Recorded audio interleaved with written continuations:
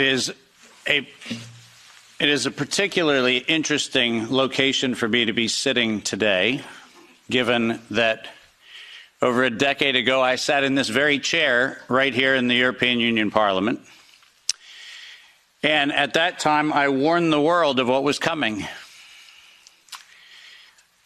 During that conversation that was hosted at the time by the Green and EFA and a number of the other parties of the European Union's various representations, we were having a conversation on whether Europe should adopt the United States policy of allowing for the patents on biologically derived materials.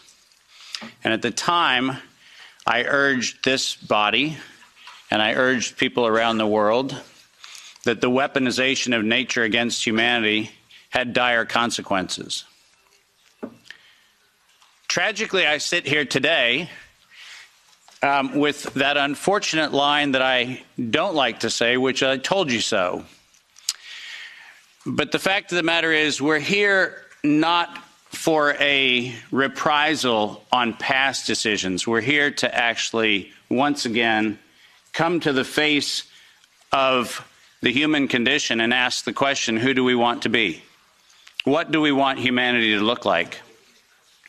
And rather than seeing this as an exercise in futility, which is very easy from time to time when you're in the position I'm in, I actually see this not as an exercise in futility. I see this as one of the greatest opportunities that faces us, because we now have a public conversation, which is now front and center in people's minds. When this was an esoteric conversation about biological patents, nobody cared.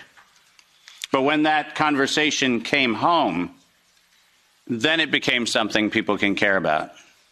So I'm actually quite grateful for this opportunity. I thank the members of Parliament for hosting this. I thank all of the translators who, I apologize in advance. I will use terminology that is probably very difficult to translate, so my apologies. And I'd also like to acknowledge the fact that many of you are aware of my involvement with this, in large part due to the amazing work of my wonderful wife, Kim Martin, who encouraged me at the very early days of this pandemic to get on front of the camera and talk about all the information that I had been sharing among very small groups around the world. And it was, in fact, her encouragement that put me in a place where many of you have heard what I have to say. Ironically, the world that I came from, that used to be very popular, my CNBC and Bloomberg presentations, which were televised on mainstream media around the world, was an audience that I lost. I can confidently say COVID diminished my fame. But I can also confidently say that I'd rather stand among the people with whom I'm standing today than any of the folks that were part of that previous world. So this is a much better place to be.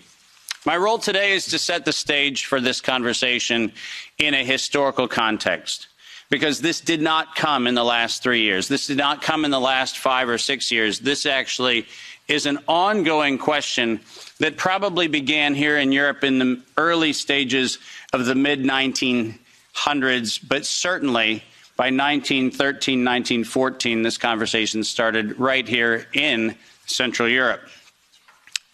The pandemic that we alleged to have happen in the last few years also did not happen overnight.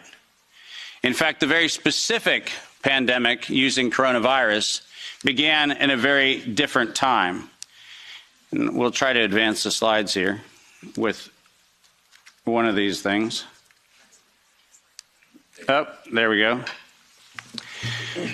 Most of you don't know that coronavirus as a model of a pathogen was isolated in 1965. Coronavirus was identified in 1965 as one of the first infectious replicatable viral models that could be used to modify a series of other experiences of the human condition. It was isolated once upon a time associated with the common cold. But what's particularly interesting about its isolation in 1965 was that it was immediately identified as a pathogen that could be used and modified for a whole host of reasons. And you heard me correctly, that was 1965. And by the way, these slides are public domain. You're welcome to look at every single reference. Every comment that I made is based on published material, so do make sure that you look at those references.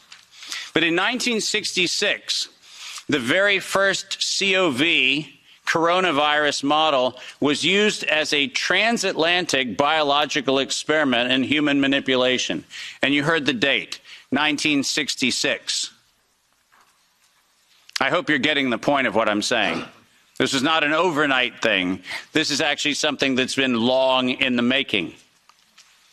A year before I was born, we had the first transatlantic coronavirus data sharing experiment between the United States and the United Kingdom.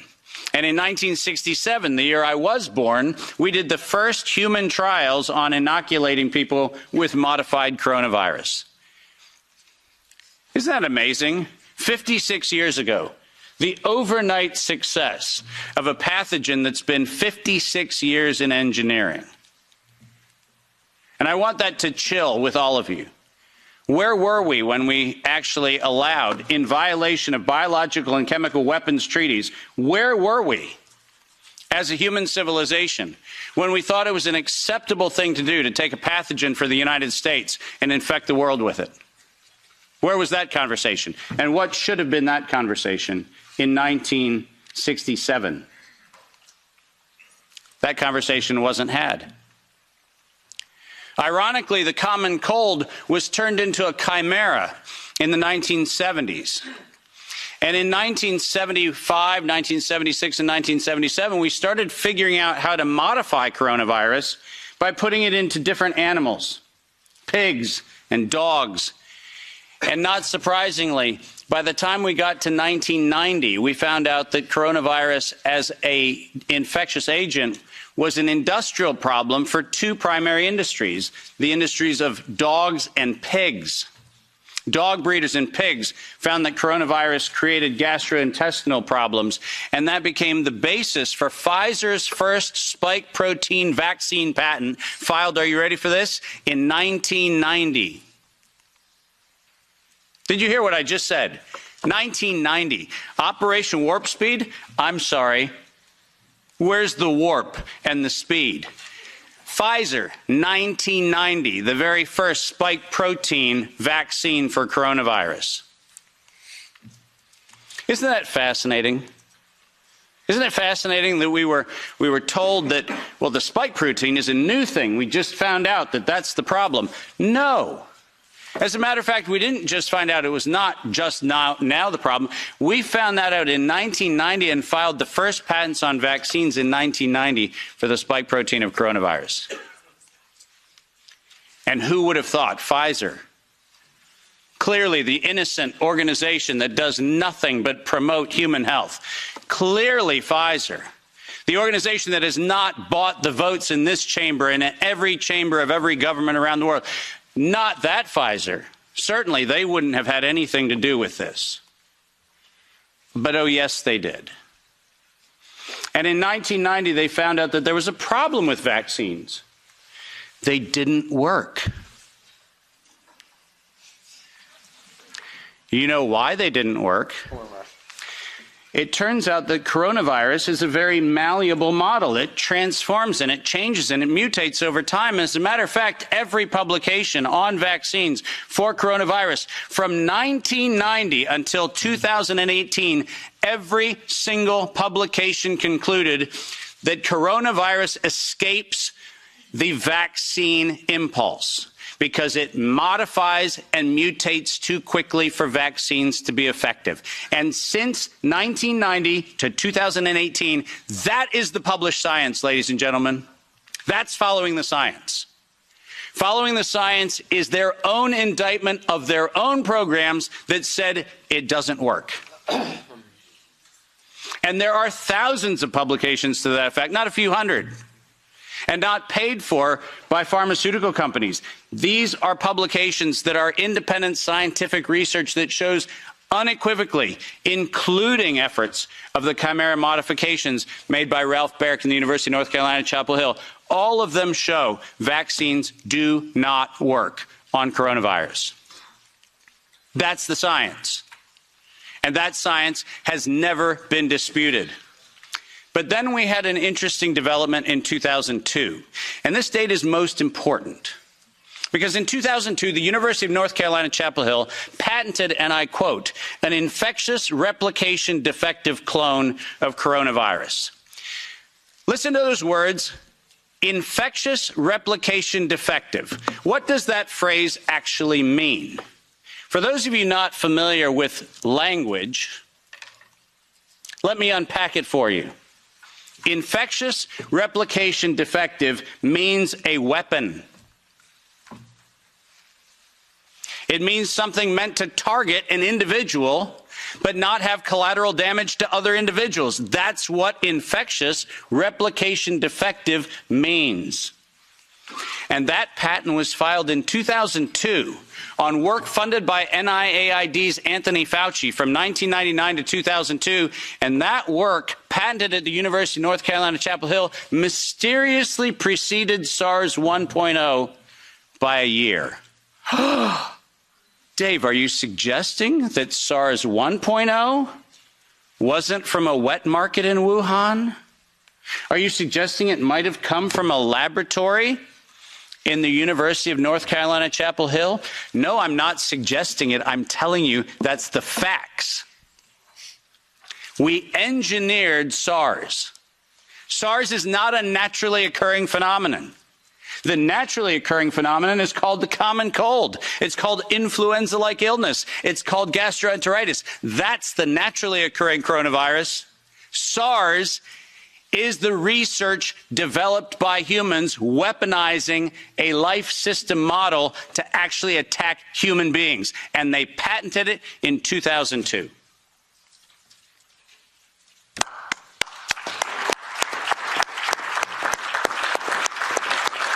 And in 2003, giant surprise, the CDC filed the patent on coronavirus isolated from humans in violation, once again, of biological and chemical weapons treaties and laws that we have in the United States. And I'm very, very precise on this. The United States likes to talk about its rights and everything else and the rule of law and all the nonsense that we like to talk about.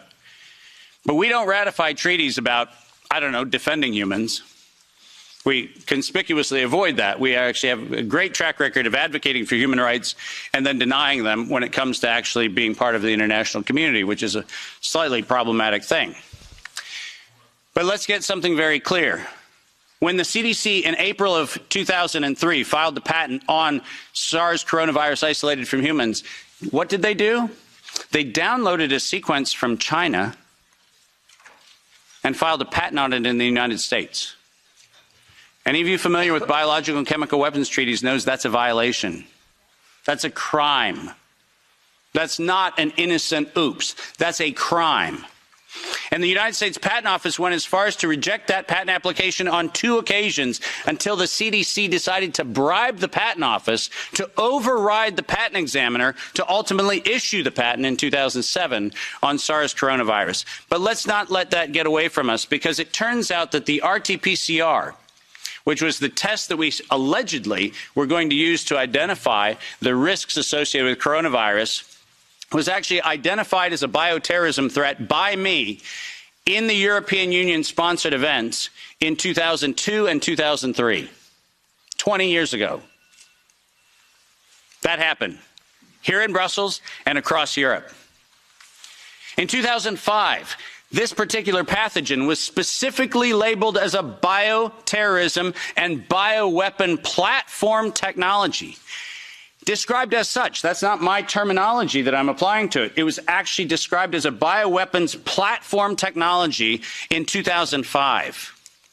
And from 2005 onwards, it was actually a biowarfare enabling agent, its official classification from 2005 forward. I don't know if that sounds like public health to you. Does it?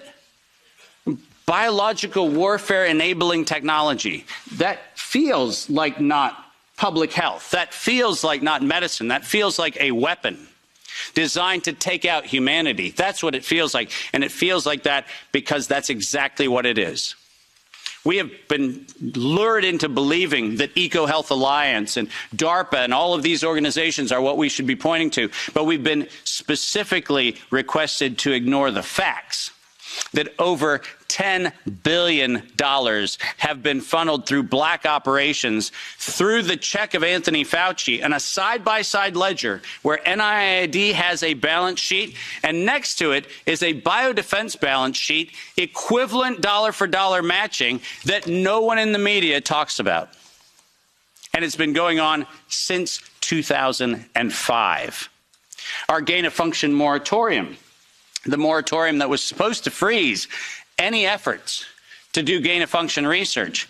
Conveniently, in the fall of 2014, the University of North Carolina, Chapel Hill received a letter from NIAID saying that while the gain-of-function moratorium on coronavirus in vivo should be suspended, because their grants had already been funded, they received an exemption.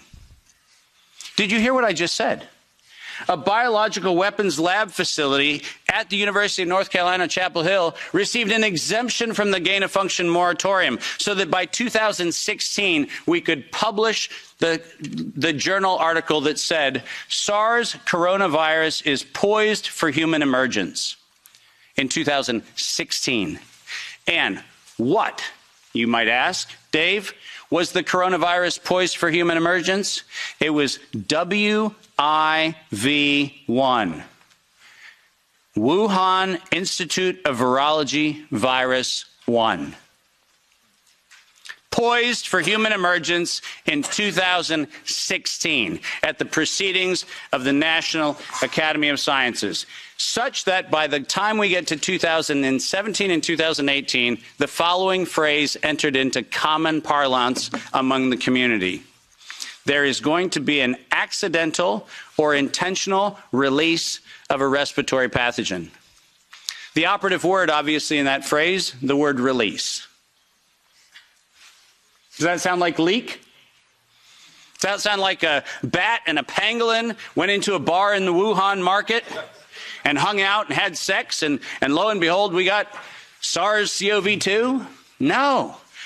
Accidental or intentional release of a respiratory pathogen was the terminology used, and 4 times in April of 2019, 7 months before the allegation of patient number 1, 4 patent applications of Moderna were modified to include the term accidental or intentional release of a respiratory pathogen as the justification for making a vaccine for a thing that did not exist.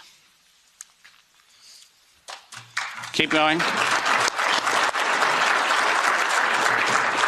If you have not done so, please make sure that you make reference in every investigation to the premeditation nature of this, because it was in September of 2019 that the world was informed that we were going to have an accidental or intentional release of a respiratory pathogen so that by September 2020, there would be a worldwide acceptance of a universal vaccine template. That's their words, right in front of you on the screen. The intent was to get the world to accept a universal vaccine template, and the intent was to use coronavirus to get there. And the last slide. This isn't advancing, so if I could have somebody do it. Let's read this, because we have to read this into the record everywhere I go. Until an infectious disease crisis is very real, present, and at the emergency threshold that is often largely ignored. To sustain the funding base beyond the crisis, he said, we need to increase the public understanding for the need for medical countermeasures such as a pan-influenza or pan-coronavirus vaccine. A key driver is the media, and the economics will follow the hype. We need to use that hype to our advantage to get to the real issues. Investors will respond if they see profit at the end of the process. Sounds like public health? Sounds like the best of humanity? No, ladies and gentlemen, this was premeditated domestic terrorism stated at the proceedings of the National Academy of Sciences in 2015, published in front of them. This is an act of biological and chemical warfare perpetrated on the human race, and it was admitted to in writing that this was a financial heist and a financial fraud. Investors will follow if they see profit at the end of the process. Let me conclude by making 5 very brief recommendations.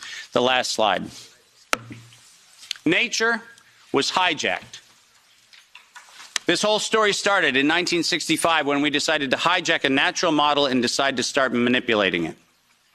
Science was hijacked when the only questions that could be asked were questions authorized under the patent protection of the CDC, the FDA, the NIH, and their equivalent organizations around the world. We didn't have independent science. We had hijacked science.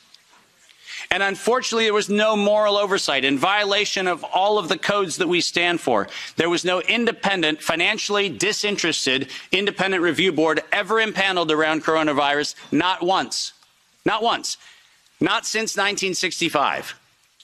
We do not have a single independent IRB ever impaneled around coronavirus. So morality was suspended for medical countermeasures. And ultimately, humanity was lost because we decided to allow it to happen. Our job today is to say, no more gain-of-function research, period. No more weaponization of nature, period. And most importantly, no more corporate patronage of science for their own self-interest unless they assume 100% product liability for every injury and every death that they maintain. Thank you very much.